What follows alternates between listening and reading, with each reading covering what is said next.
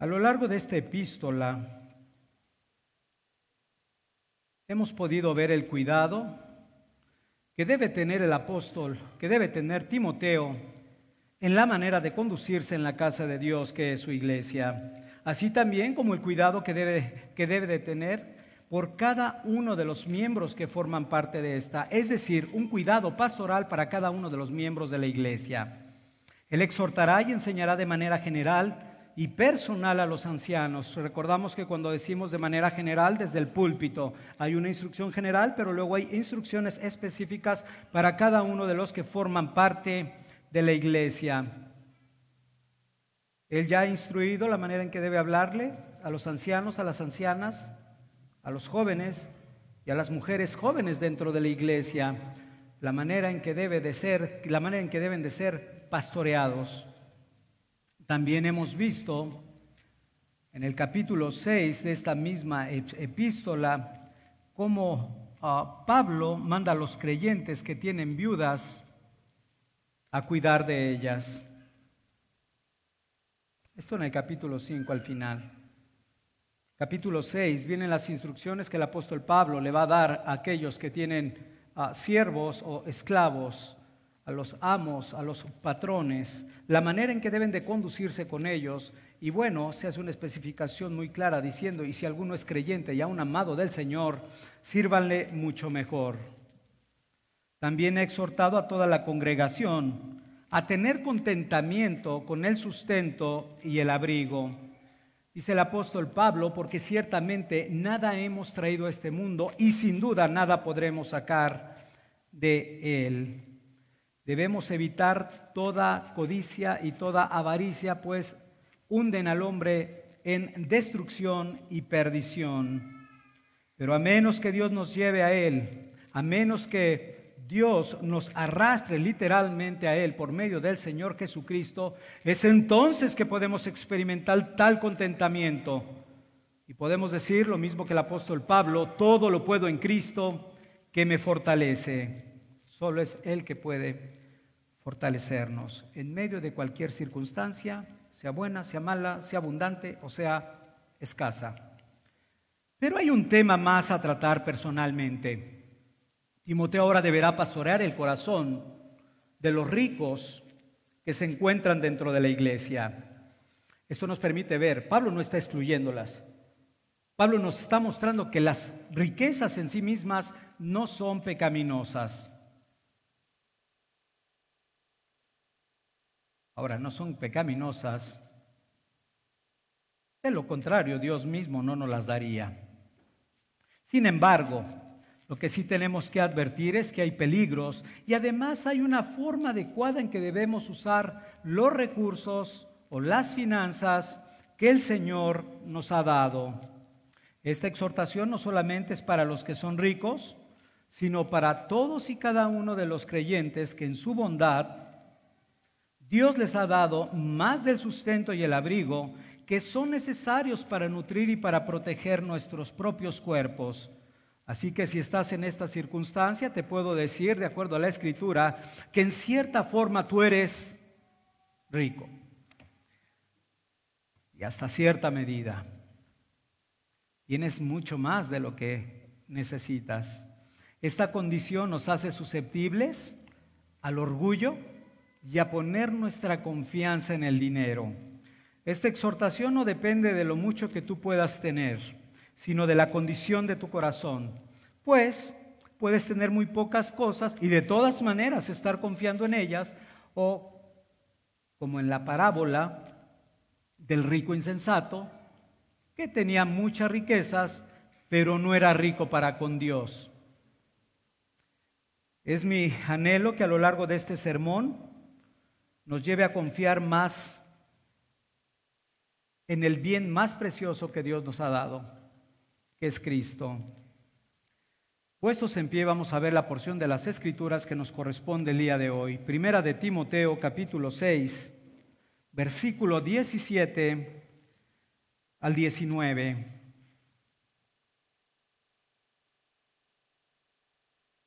A los ricos de este siglo manda que no sean altivos, ni pongan la esperanza en las riquezas, las cuales son inciertas, sino en el Dios vivo, que nos da todas las cosas en abundancia para que las disfrutemos, que hagan bien, que sean ricos en buenas obras, dadivosos, generosos, atesorando para sí buen fundamento para lo porvenir, que echen mano de la vida eterna. Amén. Pueden sentarse, por favor. Este es el pasaje que nos corresponde y es ahora donde Pablo va a centrar la atención a Timoteo para poder pastorear de una manera muy particular el corazón de estos hombres. Pero ruego una vez más, no solamente pienses en que si hay alguien con tales características le aplica el texto, no. Por eso decía yo, este texto te va a aplicar siempre y cuando tú tengas arriba del sustento necesario, básico que marca la Escritura, para tu cuerpo, para nutrir tu cuerpo y para protegerlo, vestido y techo. Porque de ahí el hombre es muy creativo para poder inventar gastos y más gastos y más gastos. Es posible que algunos se puedan preguntar, ¿por qué el apóstol Pablo retoma ahora una serie de instrucciones con respecto a las riquezas después de haber dado esa preciosa doxología de la semana pasada? La doxología que encontramos en el versículo 15 y 16. Pues recordemos la semana pasada que el apóstol Pablo, por segunda vez en esta epístola, irrumpe en adoración, quizás recordarás.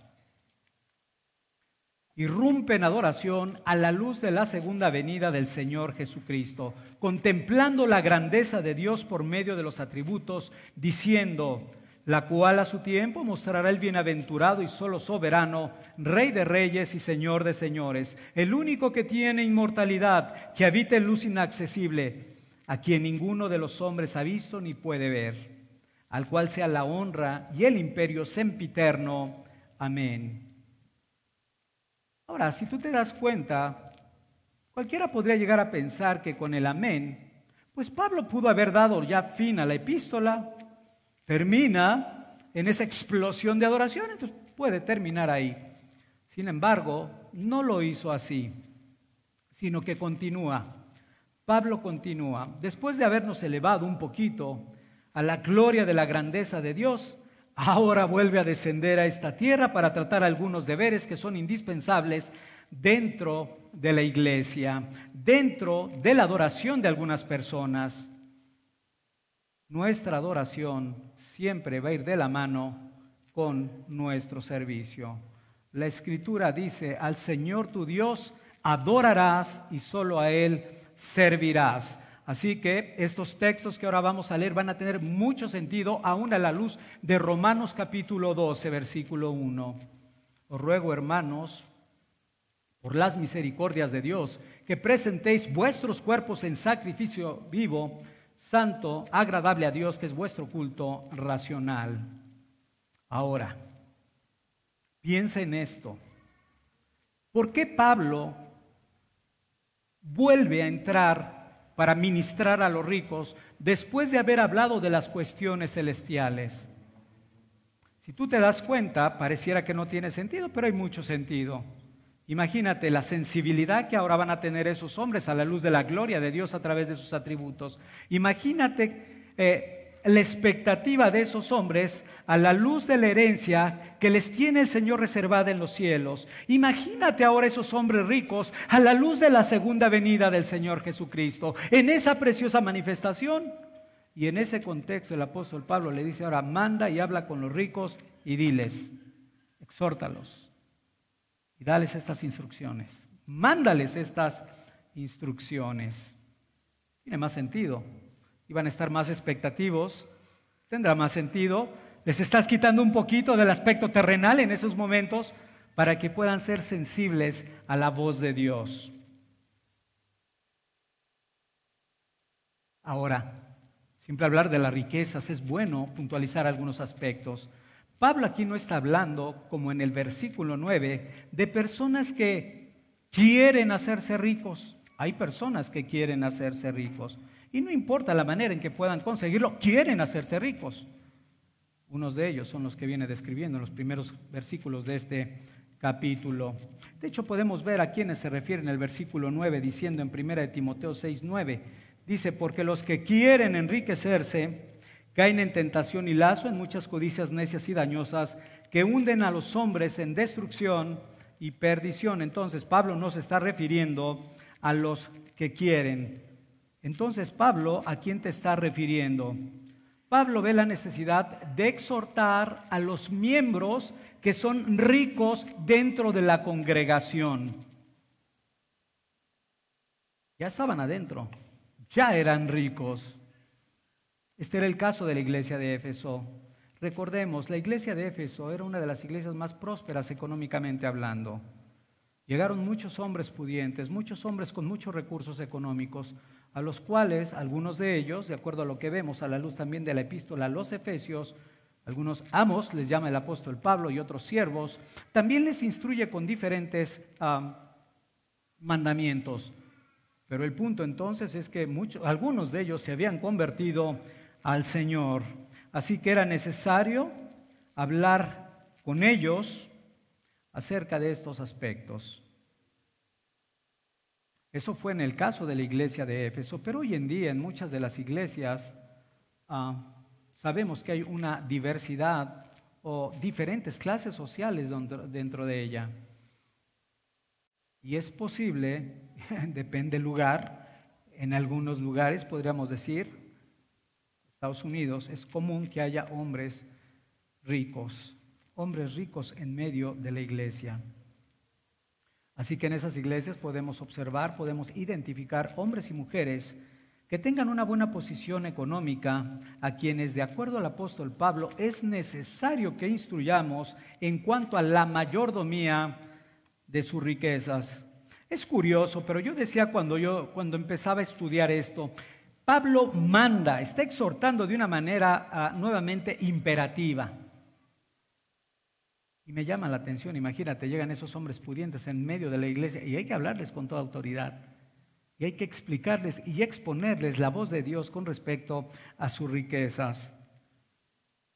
Así que nuevamente no va a ser nada fácil la encomienda que tiene Timoteo. Oh, Timoteo, cuántas circunstancias adversas tenías que vivir en aquella época. Ahora, podemos también ver un perfecto balance de lo que Pablo ha venido denunciando con respecto a las motivaciones incorrectas de los falsos maestros que buscaban hacerse ricos. Y escucha esto: y cuando el Señor, en su bondad, en su sabiduría y en su soberanía, permite que algunos sean ricos. Estamos hablando dentro de la iglesia, en un contexto de piedad. Esto lo vemos también en el Antiguo Testamento. El Señor en su bondad, sabiduría y soberanía. Decía que lo vemos en el Antiguo Testamento porque basta recordar nuevamente a José. José no buscó honra y riquezas, no. José recibió honras y riquezas de acuerdo al propósito particular que Dios tenía con él. Fíjate cómo cambia la historia. Dios tenía un propósito, le da honra, le da riquezas para poder preservar al pueblo de pacto, a su pueblo de pacto, ¿verdad? Al pueblo que él iba a redimir para él. Así lo ha establecido el Señor. El solo soberano lo ha establecido de esa manera. Dice 1 Samuel capítulo 2 versículo 7, Jehová empobrece y enriquece. 1 Samuel 2:7, Jehová empobrece y él enriquece, él abate y él enaltece. Deuteronomio 8:18, sino acuérdate de Jehová tu Dios, porque él te da el poder para hacer las riquezas, a fin de confirmar su pacto que juró a tus padres, como en este día. Entonces va teniendo sentido, y espero en el Señor que cada vez tenga más sentido nuestro esfuerzo con el cual vamos de aquí en adelante, nuestro esfuerzo y la visión que nosotros tengamos de las riquezas. En el Nuevo Testamento no es muy diferente lo que estamos viendo del propósito muy claro que tuvo para con José. En el Nuevo Testamento tenemos el testimonio de aquella mujer llamada Dorcas. Tú recuerdas, Dorcas, dice la Escritura, que era conocida por sus buenas obras. Esa mujer, dice la Escritura, que hacía túnicas y vestiduras para las viudas. Y cuando yo pienso en las viudas, hoy ya tengo un contexto más amplio y digo, es que las viudas están en el corazón de Cristo, están en el corazón de Dios. Y ahora entiendo por qué el Señor había bendecido de una manera particular a Dorcas. Pero no solamente fue Dorcas, también recordamos a Lidia, mujer comerciante, mujer con recursos, mujer que vendía púrpura, telas de púrpura. Esa mujer utilizó también de una manera adecuada los recursos que el Señor le había dado. Dice la Escritura que no solamente recibía a Pablo, sino a los hermanos en su casa. Es decir, ella era alguien hospitalaria. Y no dudo que en ese momento les lavaba los pies a los santos. Si te das cuenta, grande propósito de Dios. Otro hombre que claramente podemos ver en la Escritura que el Señor le bendijo con riquezas fue Filemón.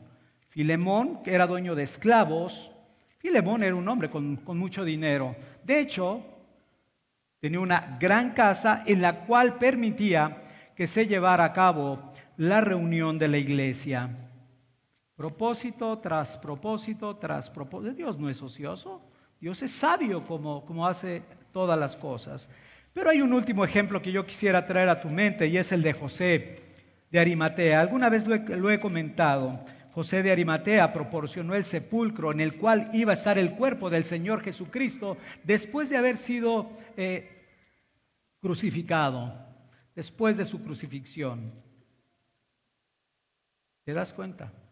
En todos ellos siempre hubo un buen propósito de Dios en darles riquezas.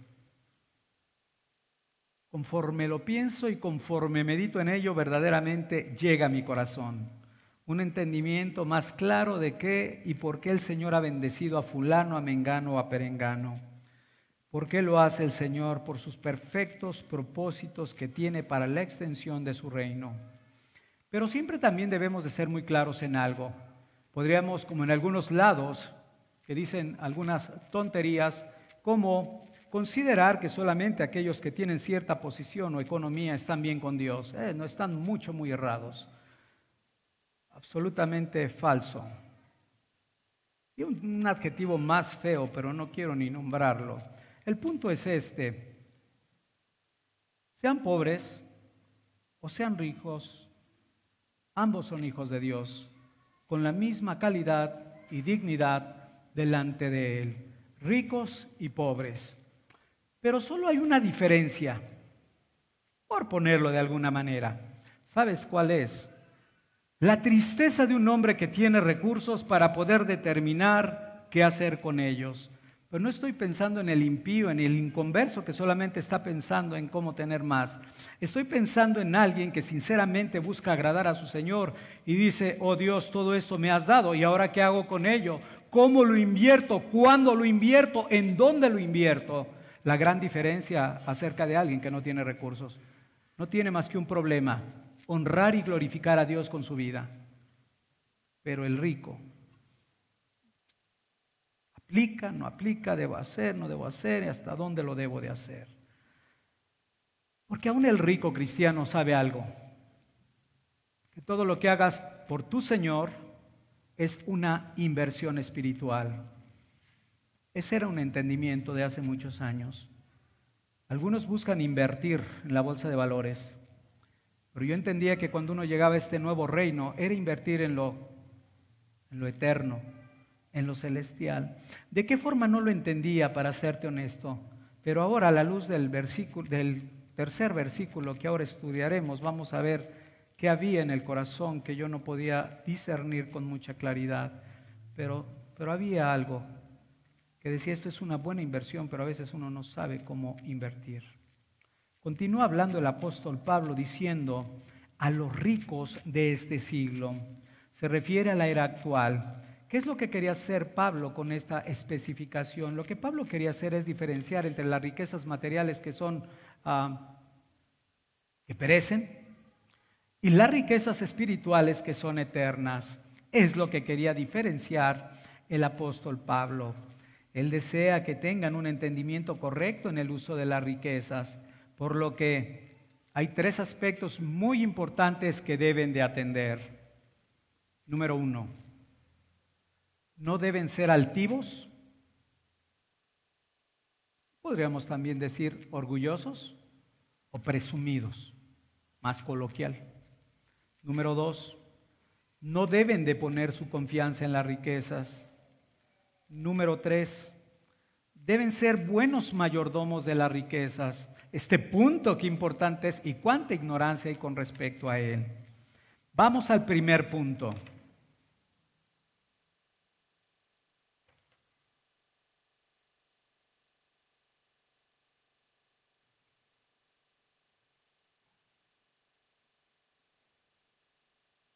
Una de las actitudes pecaminosas que producen las riquezas es la altivez, que también podríamos traducir como arrogantes, altaneros. Es cuando alguien tiene, como lo dice también el apóstol Pablo, un concepto mayor de sí mismo que el que debe de tener. O dicho de una manera quizás más sencilla, tienen un sentido de superioridad en sus propios corazones.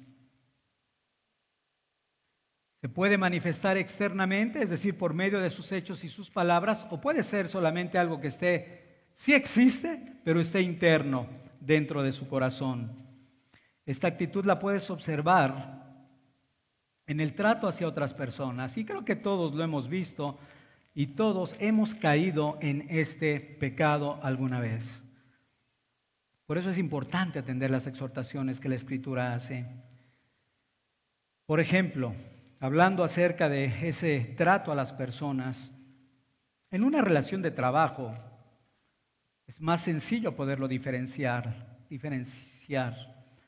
Cuando vemos a aquel que tiene ya una posición determinada y en un momento dado puede humillar a los empleados, puede tratarlos con menosprecio, con desprecio, ya sea porque tiene una educación máster, doctorado, ya sea porque tiene ingresos muy altos, o sea porque es un hombre muy inteligente y no alcanza a ver que no todos tienen un mismo IQ para poder llevar a cabo sus labores, etc.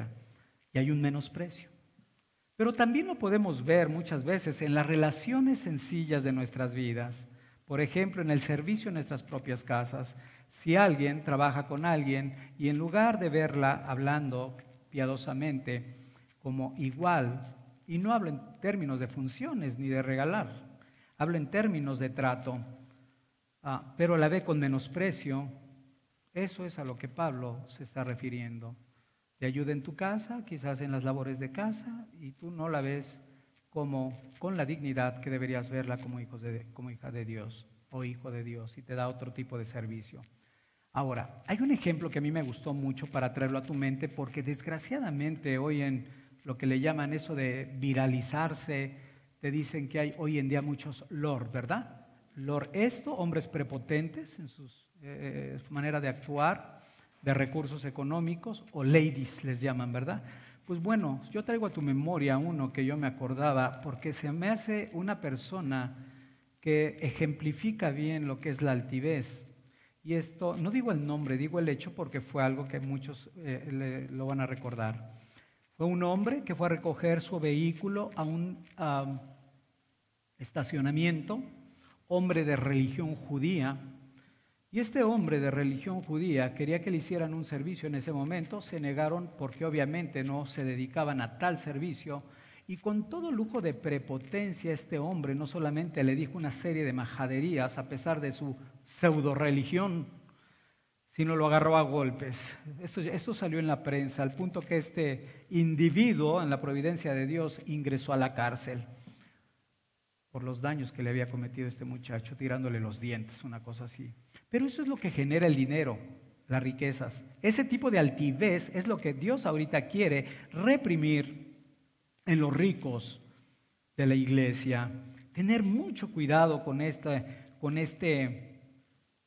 tentación que puede haber en un momento dado.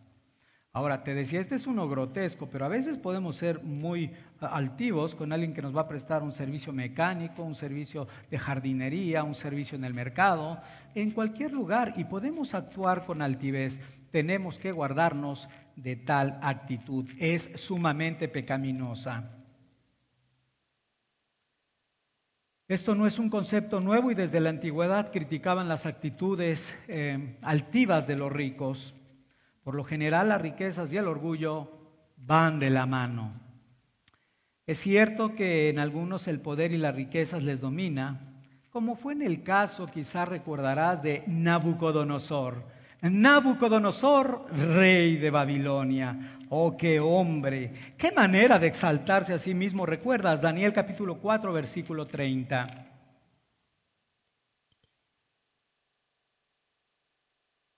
Daniel 4:30 dice, habló el rey y dijo, ¿no es esta la gran Babilonia que yo edifiqué para casa real con la fuerza de mi poder y para la gloria de mi majestad? Este hombre que se exaltó, ¿te das cuenta qué palabras utiliza de verdad? Creyéndose Dios mismo. Pero este hombre que se exaltó a lo sumo fue humillado hasta quedar por el juicio de Dios como una bestia del animal. Hasta que la Escritura dice que finalmente reconoció al Dios Altísimo cuando miró hacia los cielos y pudo entender que Dios le da el poder a quien Él quiere. Nabucodonosor era el rey de un imperio, ¿verdad? Uno de los hombres más ricos de aquella época. ¿Cuánto se enorgulleció su corazón?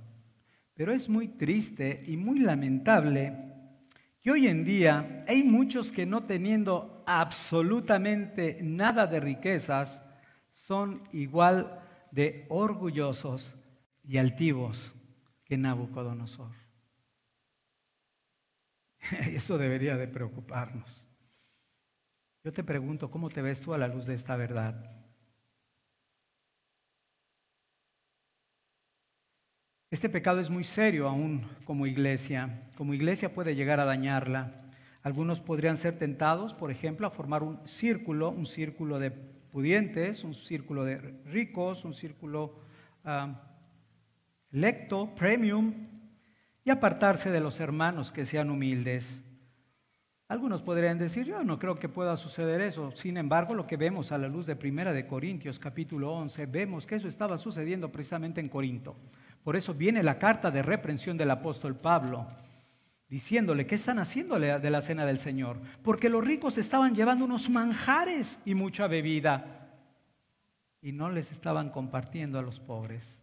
Los pobres llegaban con el anhelo y el deseo de participar de la comida, de la cena, pero se iban tal como ellos llegaban, con la misma hambre. Y esto es lo que Pablo frena en esta iglesia. En esta y en cualquier iglesia tiene que ser frenado. Es un aspecto que puede dañar de una u otra manera a la iglesia.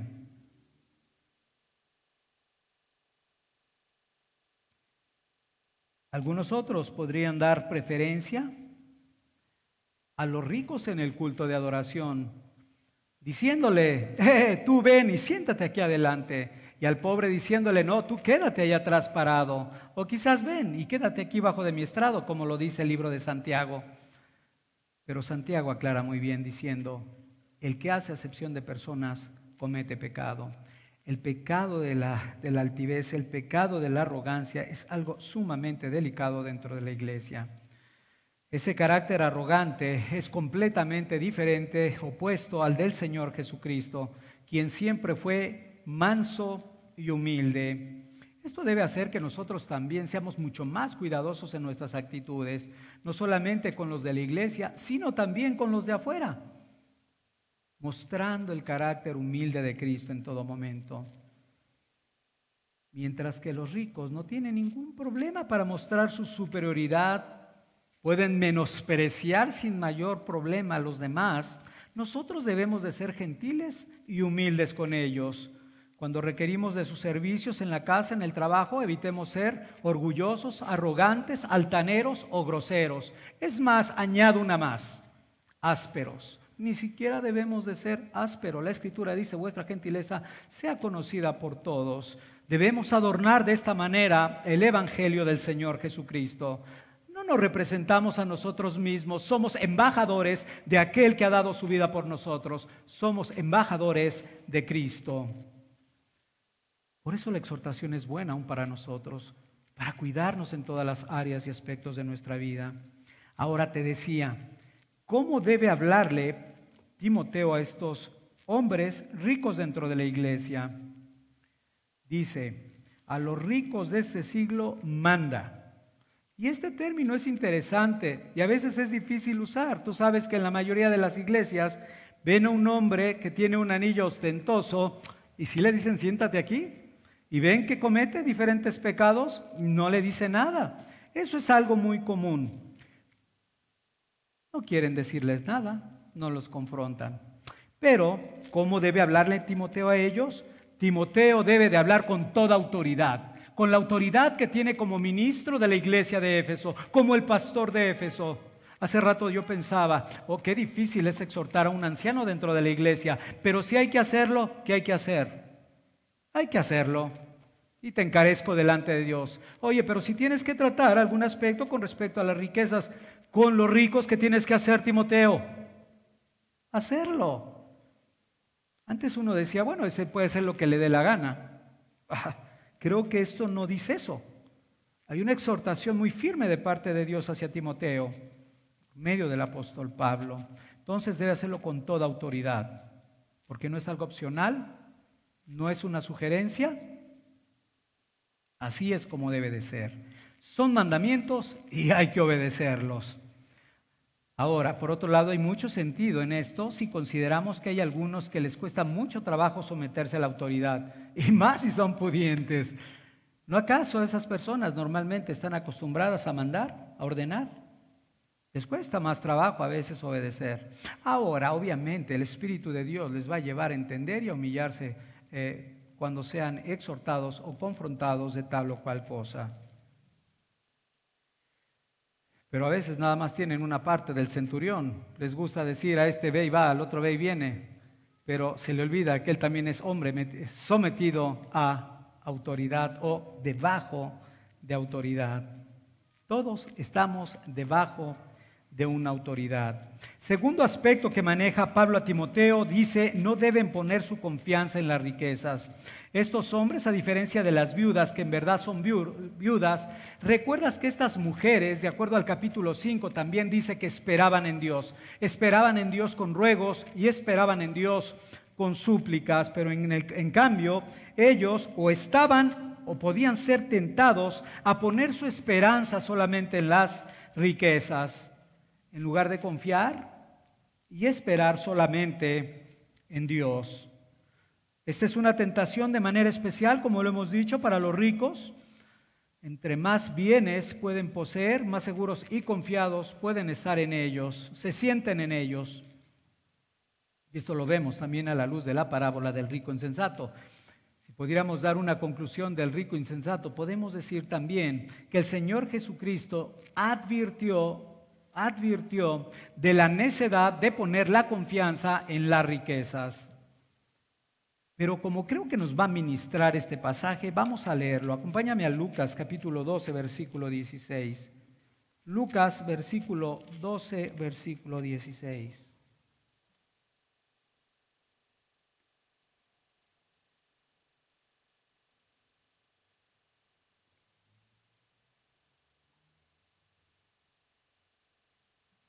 Lucas versículo 12, versículo 16 al 21, dice la Escritura. También le refirió una parábola diciendo, la heredad de un hombre rico había producido mucho.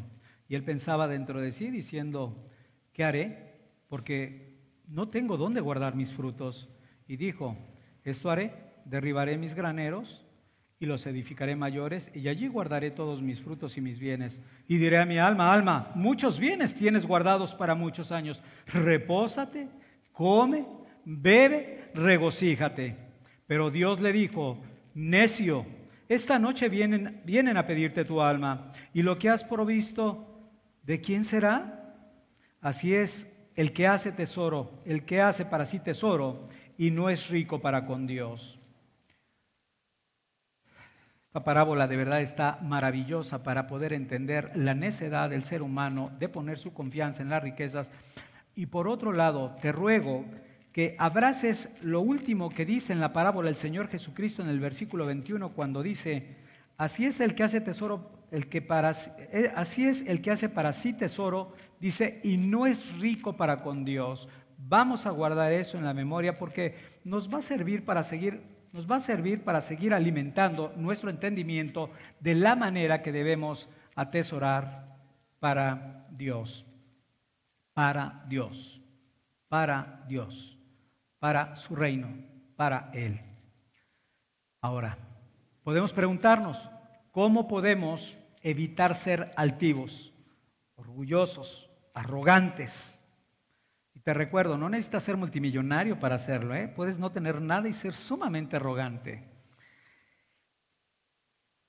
Termina el versículo dándonos la solución. Dice que Dios nos da todas las cosas en abundancia para que las disfrutemos. Este es otro de los textos que debería de humillarnos también.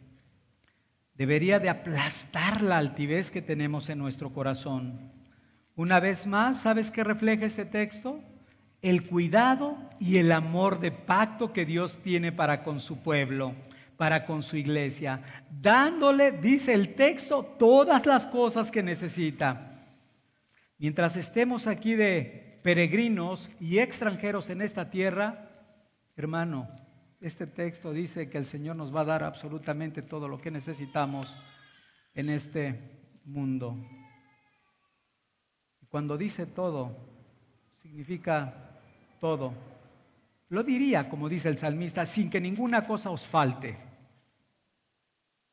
Siendo así entonces, no debemos de poner nuestra confianza en las riquezas, sino reconocer que toda dádiva y don perfecto desciende de lo alto, del Padre de las luces.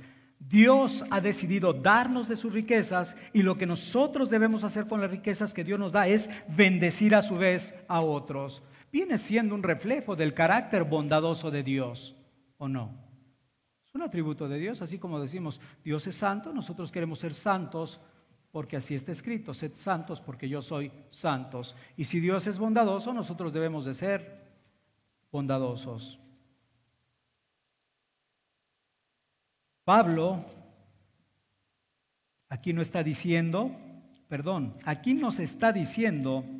que no solamente debemos esperar en Dios, y fíjate, empezamos a ver de bendiciones espirituales, Dios quien nos ha escogido, Dios quien nos ha salvado, Dios quien nos ha dado vida eterna. Dice, no solamente eso, no solamente nos ha dado todas estas bendiciones espirituales, sino que nos va a dar absolutamente todas las cosas que nosotros necesitemos en esta tierra. Y yo meditaba hace unos minutos, a la luz de la oración que el Señor enseñó a los discípulos, diciendo, así orad, Padre nuestro.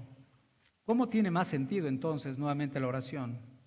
Nuestro Padre Celestial dice que nos va a dar todas las cosas que nosotros necesitemos. Entonces, así como tu hijo puede ir contigo, o ha ido, si es que ya tus hijos son mayores, contigo, y te dice, Padre, necesito esto, tú no le das una piedra o una serpiente, ¿no? Sino le das lo que necesita.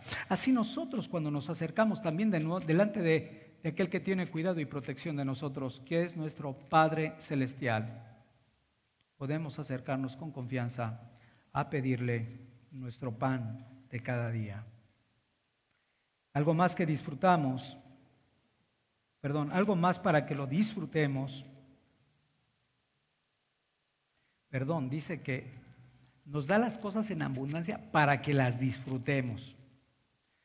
Punto interesante. ¿Qué significa lo que aquí Pablo está diciendo?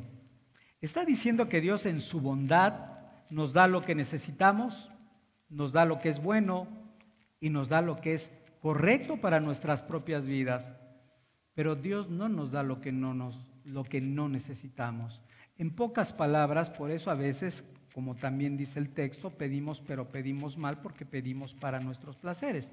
Y hay cosas que Dios limita en todo eso de sus riquezas que Él pudiera darnos, porque Él sabe que es lo mejor para cada uno de nosotros. Pero esa también debe de ser nuestra confianza. Si Él no nos da algo es porque Él sabe que eso no es lo mejor para nosotros. Punto. Confiar en Él. Los ricos confían en sus riquezas, los valientes en sus caballos, pero nosotros del Señor tendremos memoria. Nuestra confianza plena debe estar en Él. El tercer punto que es importante, que debemos de considerar, decíamos, es cómo ser buenos mayordomos de las riquezas. Ya habíamos empezado la manera de aplastar esa altivez, ese orgullo, esa arrogancia que a veces quiere despertarse en nuestros corazones, en estos, como alguien dice, estos monstruos dormidos que están dentro de nosotros y que de una u otra manera quisieran volver a despertar. Y Pablo una vez más sustituye un vicio por una virtud diciendo cómo debes de dejar de confiar en las riquezas que son inciertas. 1 Timoteo 6:18 diciendo que hagan bien, que sean ricos en buenas obras, dadivosos, generosos. Una de las maneras en que nosotros podemos manifestar nuestra confianza en Dios es por medio de las buenas obras. Las buenas obras que además como cristianos debemos descansar en que el Señor ya las ha preparado. El Señor las ha preparado para que nosotros andemos por ellas. Pero hay que orar, hay que interceder, hay que pedir dirección. Nosotros miramos hacia lo más cerca que tenemos. No tenemos la visión de Él. Nuestra visión es sumamente corta y tenemos que orar para que andemos en las obras que Él ha determinado. Una vez que hemos entendido entonces, nada es nuestro, sino que todas las cosas nos las ha dado Dios de su mano. Esto entonces debe de iluminar nuestro entendimiento para que seamos fieles administradores de los recursos materiales que el Señor nos da. Y que esto nos ponga en el corazón, es mi anhelo, el deseo de bendecir a otros por medio de nuestros bienes. No puedo reducir el texto para que no diga lo que sí dice. Pero sí tengo que aclarar por si hay alguien nuevo que cuando estamos hablando este tipo de pasajes no estamos pensando en uno mismo o en la manera de beneficiarse. En absoluto, nada tiene que ver. Este tipo de pasajes al primero que le sirve, al primero que le redarguye, al primero que le edifica es a mí. El pasaje, no los recursos. Pablo habla a los corintios de este importante deber diciéndoles, de manera similar, el texto que ahora voy a leer nos transmite claramente la idea que aquí tiene el apóstol Pablo. 2 Corintios 8, 14 y 15. 2 Corintios 8, 14 y 15.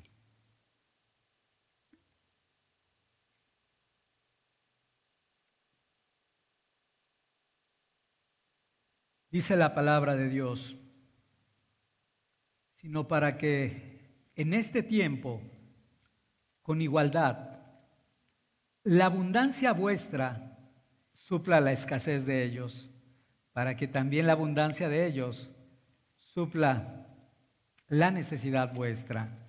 Y ve lo último como termina el texto, subrayamos, para que haya igualdad. Para que haya igualdad. Ahora, el principio que está citando aquí el apóstol Pablo, prácticamente lo está tomando de Éxodo capítulo 16, versículo 18, en el contexto donde el pueblo de Israel estaba tomando el maná. Y dice el texto que algunos sabían que el que recogió mucho no tuvo más y el que recogió poco no tuvo menos, para que en todo tiempo haya entre vosotros igualdad. Pero no habla de una igualdad también comunista. No somos comunistas, no somos socialistas en absoluto. Hay propiedad privada de acuerdo a lo que vemos en la Escritura, pero hay una forma de administrar los recursos, eso sí es real, que Dios ha establecido. Ahora, yo decía también esto, debemos hacer las cosas como dice Pablo a los Corintios, hagamos todo decentemente y en orden. Aún para la administración de nuestros recursos, quizás hoy los niños no administren, pero llegará el momento donde tienen que ser sabios administradores también de sus recursos. Pero muchos de nosotros, jóvenes, adultos, tenemos la necesidad de tener estos principios a la mano. Algunos, por no tener principios bíblicos, pues hacen lo que mejor su corazoncito les guíe o les oriente. Y comúnmente cometen imprudencias. Pero la Escritura nos dice la manera apropiada en que nosotros debemos usar los recursos. Si tú le crees a Dios, en verdad, Él bendice los recursos, lo que haces con los recursos. Pero si tú lo quieres hacer a tu propio entendimiento y sabiduría, creo que tú eres de aquellos que todo el tiempo dicen, es que no sé, es que todo me sale mal, es que las cosas están, porque todo es un desorden en tu vida. Si aprendemos a ser ordenados en cada aspecto como las cosas de manera natural, natural, bíblicamente hablando, van a tener buenos resultados. ¿Cuál es el orden bíblico? Número 1, dice la Escritura, de acuerdo a 1 Timoteo capítulo 5, versículo 8, que debemos de proveer para nuestra casa. El que no provee para los suyos, dice, es peor que un incrédulo. Los incrédulos, aunque no conocen a Dios, proveen para los suyos. ¿Quiénes son los suyos? Tu esposa, tus hijos. Esposa, tus hijos. No tengo esposo. No tengo esposa. Esposo o varón, tus hijos. Depende. Soy una mujer viuda. También dice, primera de Timoteo, capítulo 5, versículo 18, si el joven creyente o la joven creyente tiene viudas, que las mantenga. Entonces el joven se va a hacer cargo de su mamá o de su papá, según sea el caso. Continuamos y tratamos de ver el orden que encontramos en la epístola. Dice también que debemos hacernos cargos de los pastores. Dice, y a los que gobiernan bien, téngalos por dignos de doble honor, y veíamos que literalmente habla del sustento. Y hablamos que lo decimos con toda libertad porque esta iglesia va a seguir creciendo y el Señor va a levantar una pluralidad de pastores. Y nosotros queremos que nuestros pastores estén bien atendidos, que no estén preocupados por el sustento diario, ninguno de los que forme parte de la pluralidad. Ahora, hasta este punto todos podríamos decir amén. Todo es muy claro, mi casa, mis hijos, ¿no? Todo en orden. Bueno, sí tengo que dar una ofrenda y tengo que pensar que eso sirve para el sustento del liderazgo dentro de la iglesia, en el caso que corresponda, ¿va? Al menos el día de hoy hemos dicho que por la gracia de Dios no ha sido así. Por eso tengo tanta libertad para poder exclamar este tipo de verdades, pero sé que es necesario y yo no le voy a cambiar la palabra al Señor. Pero Pablo no está limitando solamente a estos tres aspectos. Pablo, como lo hemos leído en 2 de Corintios, está pensando más allá de ellos, más allá de nosotros, y está pensando en los hermanos en la fe. A la luz de Gálatas capítulo 6, versículo 10 podemos ver esto, donde Pablo les dice, según tengamos oportunidad, hagamos el bien a todos, mayormente a los hermanos en la fe. El orden continúa, orden precioso. Así no nos vamos a equivocar. Así como Dios va mandando, es la manera en que nosotros debemos hacer. Es que mira, yo creo que debo de darle antes al de la basura. Pues entonces actúa conforme a tu propia prudencia carnal. Pero no estás haciendo tesoros en los cielos. Tesoro en el cielo es como el Señor lo determina, no tú. Ahora, ¿por qué es esto? ¿No acaso, si estamos diciendo en la sabiduría de Dios, primero provee para los tuyos, tu esposa, tus hijos, en el caso, lo que corresponda? ¿No acaso también nosotros somos una familia? Nada más con una gran diferencia, que tenemos un Padre celestial. O sea, el Dios Altísimo, Él es nuestro Padre. Él es el que ha puesto el mismo Espíritu en cada uno de nosotros. Por eso en la Santa Cena nos paramos como un solo cuerpo. Somos una sola familia, la familia de la fe. ¿No es suficiente para que nosotros podamos ver la importancia que tienen nuestros hermanos? Por eso también dice que somos parte de un cuerpo. Y también Pablo, cuando habla acerca de los miembros, cuando dice, porque cuando un miembro del cuerpo se duele, todos los demás miembros del cuerpo se duelen. Pero si hago la aclaración que debemos de seguir aprendiendo a hacer las cosas como hasta ahora, decentemente y en orden. Queremos hacer el bien aún dentro de la iglesia, como hasta ahorita se está haciendo. ¿Cuál es la gran diferencia que hemos comentado para hacer el orden? Tenemos hermanos que tienen cierta necesidad y hoy en día, por la gracia de Dios, que Él ha suplido todo recurso, se les está atendiendo mensualmente. Algunos que tienen necesidades para el tema de las enfermedades, se les está supliendo, no de un hombre, sino del cuerpo de Cristo, de la iglesia misma. Esto lo digo para que sigamos siendo prudentes en la manera que nosotros queremos ayudar. Gran diferencia que nunca debemos olvidar. Yo sé que hay cosas de emergencia que hay que tomar decisiones, emergencia. Y en esas, por favor, aplica tu criterio, tu discernimiento. Pero hay otras cosas que no. Hay otras cosas que debemos recordar. Que las muchas obras, dice la Escritura, en Cristo, muchas obras en Cristo nos llevan a glorificar al Padre. ¿Qué hacemos cuando nosotros estamos de verdad muy poquito, pero como cuerpo de Cristo, viendo por la necesidad de su iglesia, levantando acciones de gracias al Padre? Cada uno de los hermanos no tiene por qué, no tiene más que levantar una y otra vez acciones de gracias a aquel que está teniendo cuidado de él. Esto es lo que Pablo nos está demandando. Entonces, Pablo dice que debemos hacer el bien. Les dice a los ricos que hagan bien. Y nuevamente, creo que uno de los mejores ejemplos o muy claritos que podemos encontrar en la Escritura cuando dice que hagan el bien, lo tenemos en las viudas. ¿Te acuerdas las viudas que también eran ricas en buenas obras? Deberían haber hecho el bien. Dentro del bien, ¿cuál era? Eran mujeres hospitalarias. ¿A quienes recibían? Yo creo que eran como una Lidia que recibía a los hermanos de diferentes lugares. Estoy casi seguro que era similar a eso. Pero no solamente eso, decíamos, le lavaban los pies a los santos. Estos dos aspectos tienen que ver con la familia de la fe. Pero tercer aspecto, decía el texto, que también en la medida que tuvieran la posibilidad, atendían a los afligidos. Tercer aspecto, diríamos, los de afuera. Ese es el perfil de las viudas. Cuando dice Pablo entonces que hagan el bien, esta es una visión que nos puede dar de la manera en que nosotros podemos servir a Dios. Normalmente tiene que ver con el necesitado, en el orden que hemos hablado. Pablo dice que sean ricos en buenas obras, y eso es exactamente lo opuesto que hizo aquel rico insensato. El rico insensato no estaba utilizando su riqueza material para ayudar a otros. No la estaba utilizando. Estaba haciendo, como dice el Señor, tesoros para sí, pero dice, por eso te decía, tráelo a tu mente, pero no era rico para con Dios. Y quizás algunos retienen más de lo que deben y no le retribuyen a Él. Aclaración importante.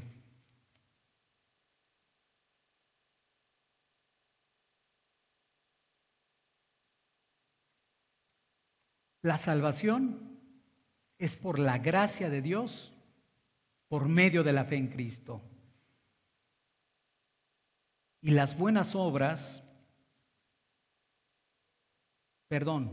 y la recompensa es según las buenas obras. Esto a la luz de la Escritura. Dice así también 2 Corintios 5, versículo 10. Porque es necesario que todos nosotros comparezcamos ante el tribunal de Cristo, para que cada uno reciba según lo que haya hecho mientras estaba en el cuerpo, sea bueno o sea malo. Así que las buenas obras nos van a traer una buena recompensa espiritualmente hablando.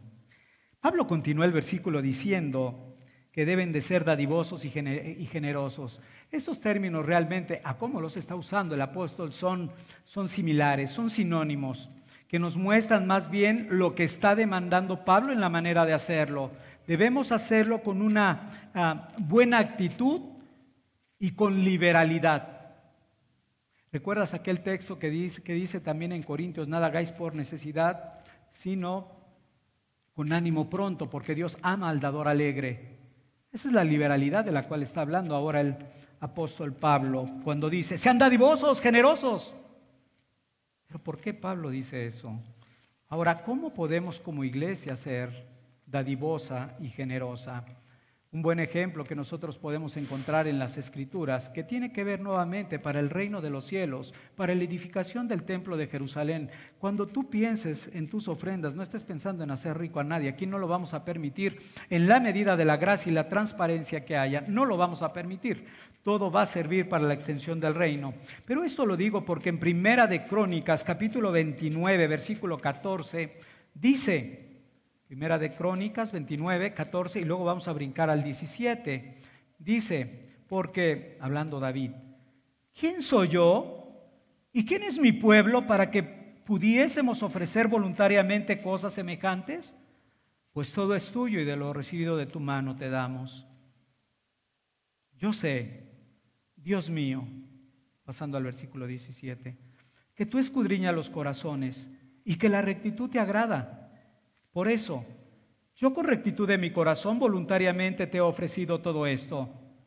Y dice, y ahora he visto con alegría que tu pueblo, reunido aquí ahora, ha dado para ti espontáneamente. Qué palabras, ¿no? Que creo que nos pueden ayudar y animar para entender qué es lo que Dios nos está demandando a todos con respecto a nuestra generosidad. Esto es lo que Pablo está pidiendo aquí. Está mandando a los hombres que tienen las posibilidades de hacerlo. No solo es dar, sino es darlo con toda liberalidad. Nuevamente, estamos tan cortos de entendimiento. A veces en su misericordia y bondad, Dios nos da en abundancia. Pero Él nos da en abundancia. Pero nosotros dar en abundancia ya es otra cosa. Él sí da, él da con liberalidad. Pero dar con liberalidad, creo que no, como que no parece ser la mejor fórmula. Por eso dice David, pues todo es tuyo y de lo recibido de tu mano damos. Dieron mucho, muchos recibieron. No hay más. En la medida, dice también otro texto, que cada uno dé conforme a lo que tiene y no conforme a lo que no conforme a lo que no tiene. Hay un orden perfecto. Entonces,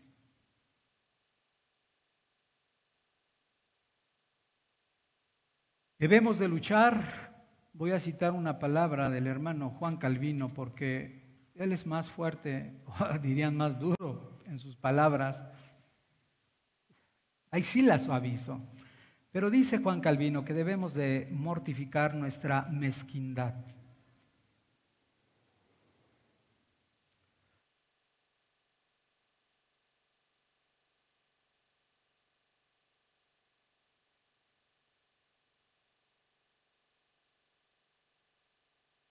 Seca la garganta. Debemos de mortificar nuestra mezquindad. Cuando digo nuestra es que estoy incluido dentro del grupo, dentro del cuerpo de Cristo. Cuando leí que él decía en su comentario a esta epístola, decía él, mortifiquemos la mezquindad, porque dice, no hemos dado ni la centésima parte de lo que debimos haber dado. Oh, yo dije, esas palabras son para mí, eso aplica directamente a mi vida. No sé si aplique a otros, pero cuando yo vi eso, dijo, eso es cierto, lo que dice este hombre es cierto. No damos realmente lo que debemos dar y cómo lo debemos dar. Que el Señor nos abra el entendimiento con respecto a esto. Terminamos este versículo diciendo, cuando Pablo en el capítulo 6, versículo 10 del libro de Gálatas dice que según tengamos oportunidad, hagamos el bien a todos, nos falta un aspecto que no puedo dejar de considerar y es, ya dijimos, breve resumen, mi casa, mi esposa, mis hijos, viudas, liderazgo de la iglesia o pastorado, y no hablo de mí, pastorado, hermanos en la fe. Siguiente punto, fíjate, ves el orden. Los de afuera, según tengan oportunidad, haced el bien a todos. Ahora Pablo también incluye a los de afuera, según tengamos oportunidad.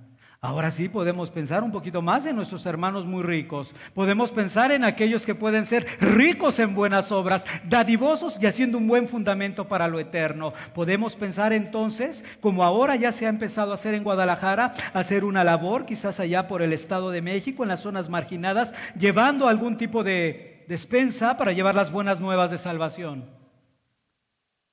Utilizar los recursos para traer a otros a Cristo. Pero no solamente así, también podemos hacerlo de manera formal y corporativa algún día. Con la gracia de Dios y Él dando los recursos suficientes, algún día vamos a tener que llegar al corazón o a la parte del corazón de Dios donde dice que Él es padre de huérfanos y de viudas en su santa morada. Él es padre de huérfanos. ¿Cuál es la implicación? Que el cuerpo de Cristo debe de ver por el huérfano, así como por la viuda.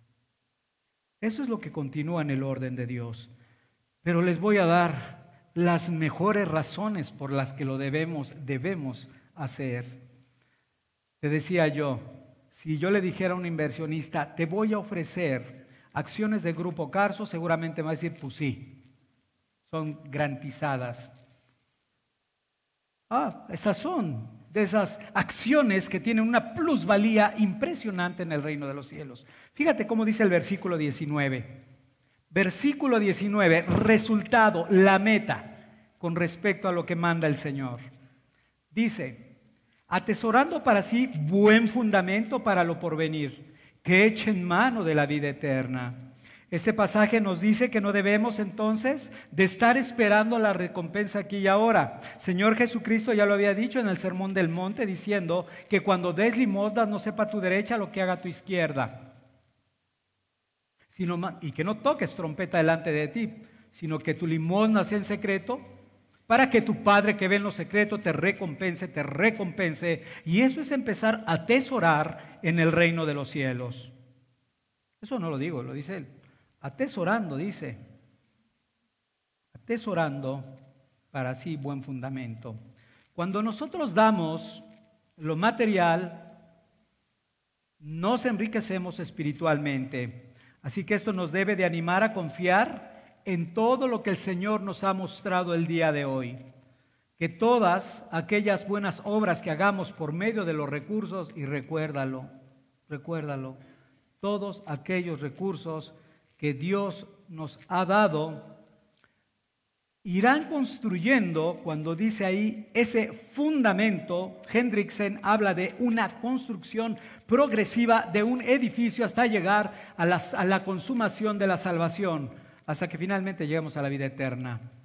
Estamos hablando de llegar a la vida eterna con esas buenas obras que el Señor nos va a pedir, no a ganarla, solamente a recibir la recompensa por ejercerla aquí y ahora. Termina diciendo Pablo, echen mano de la vida eterna. Ya hemos hablado de esa frase en alguna otra ocasión, cuando el apóstol Pablo le dice a Timoteo que no debe de parar, no debe de frenar, debe de seguir adelante.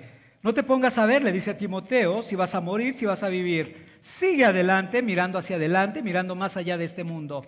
Ahora, Pablo hace lo mismo con los ricos y le dice, diles que echen mano de la vida eterna. Lo que les está diciendo de una manera sencilla es, diles que no pongan su confianza, que no pongan su atención, que no se la pasen contemplando las cosas materiales de este mundo que perecen. Que no se la pasen contemplando las cosas de este mundo que algún día van a desaparecer ante la segunda venida del Señor Jesucristo, donde todo esto va a ser destruido. Les dice, sino más bien, lo que quiere Él es que aprendan y que aprendamos a vivir. Y eso es tiempo presente, otra vez, tiempo presente. Debemos aprender a vivir contemplando la vida eterna. Hermano, esto te debe de exhortar a ti y a mí, a no vivir como ciudadanos mundanos, ciudadanos de esta tierra, sino como ciudadanos y coherederos del reino de Dios. Ahora, yo sé que lo que estoy hablando es muy difícil, muy difícil. Somos como Santiago, oidores olvidadizos, y más hablando de dinero, el dinero, ¿no? Raíz de todos los males es el amor al dinero. Pero ¿qué debemos hacer entonces si está diciendo echan mano de la vida eterna? Como somos duros de servir, lo único que podemos hacer es orar y clamar a Dios y decirle, Señor, pon este anhelo aquí y ahora en esta tierra que me absorbe, que me seduce con las cosas materiales. Esa es la labor del diablo. Pero ayúdanos a tener un mayor deseo de la eternidad en nuestras propias vidas. Eso es lo que debemos orar y pedir al Señor. Señor Jesucristo habló también de esto diciendo en Lucas 16:9. Lucas 16:9. Con esto terminamos. Pero ver qué palabras tan importantes y tan profundas dice el Señor. Y yo os digo, ganad amigos por medio de las riquezas injustas, para que cuando éstas falten, o reciban en las moradas eternas. Repito, ganad amigos por medio de las riquezas injustas, para que cuando éstas falten, o reciban en las moradas eternas. Es aplastante espiritualmente hablar, entender esto. ¿Por qué? Porque aquí el Señor nos está diciendo cuál va a ser el resultado de las buenas obras. ¿Qué está diciendo el Señor? Hemos dicho que el clímax, el pináculo de nuestra herencia, es cuando estemos eternamente en comunión con Él. Ese es el clímax, nuestro anhelo, nuestro deseo. Hemos dicho que el cielo sin Él no es nada.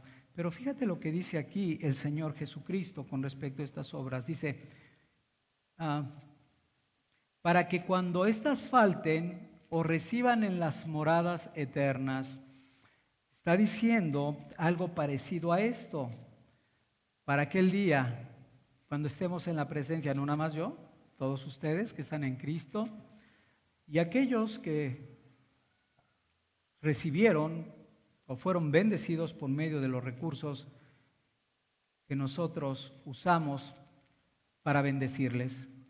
Y ellos, hablando figurativamente, estarán en esas moradas eternas recibiéndonos delante del Señor. Es algo verdaderamente impresionante. No vivimos a esa magnitud de espiritualidad, pero eso lo está hablando el Señor Jesucristo. Todo eso va a ser el resultado de esos pequeños esfuerzos que en la suma de todo el cuerpo de Cristo podamos hacer. Así que, uno, según tengamos oportunidad, hagamos el bien mayormente a los hermanos en la fe, a todos mayormente a los hermanos en la fe. Dos, no te canses de hacer el bien, que a su tiempo segarás si no desmayas. Tres, juicio de las naciones, que seas uno de los que el Señor diga, venid bendito de mi Padre. Entrada al cielo preparado para sus santos, para los ángeles y sus santos. Y no vayas a ser más bien como aquel joven rico. El Señor Jesucristo le dijo, aquel que tenía muchas posesiones, le dijo, anda, vende todo lo que tienes. ¿Y qué dijo? Despilfárralo. No. Y dalo a los pobres. Otra vez el corazón de Dios. Dalo a los pobres. Este hombre dice que se retiró. Y el Señor le dijo, dalo a los pobres y haz riquezas en los cielos. O sea, el mismo principio que hemos venido hablando se lo dijo al joven rico, pero el joven rico prefirió, como muchos, no humillarse delante del Señor, no buscarle, no arrepentirse, y esto hablando de los que hoy no están en Cristo. Se apartan como ese joven rico porque tenían muchas posesiones. No necesariamente puede ser las riquezas, puede ser algún otro ídolo que tienes en tu corazón. Pero a ti te digo, para que tus buenas obras puedan ser contabilizadas delante de Dios, te tienes que arrepentir y meditar en el sacrificio del Señor Jesucristo, en esa cruz en la cual el Señor dio su vida por miserables pecadores como tú y como yo.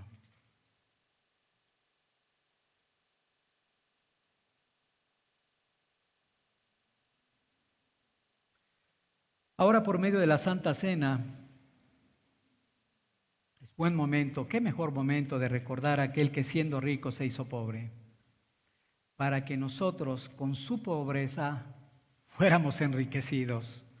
Ahora nosotros podemos disfrutar de toda bendición espiritual, podemos disfrutar ahora de las riquezas de la gloria de su gracia.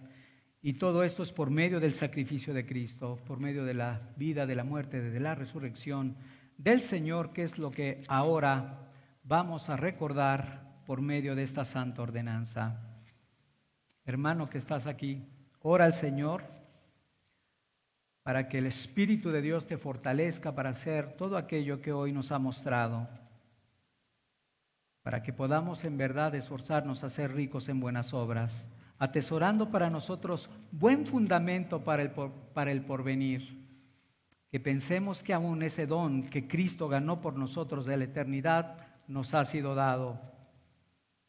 También medita en la fidelidad de este precioso Dios, quien al día de hoy nos ha dado todas las cosas en abundancia, todas las cosas que hemos necesitado para que las disfrutemos. Oremos al Señor.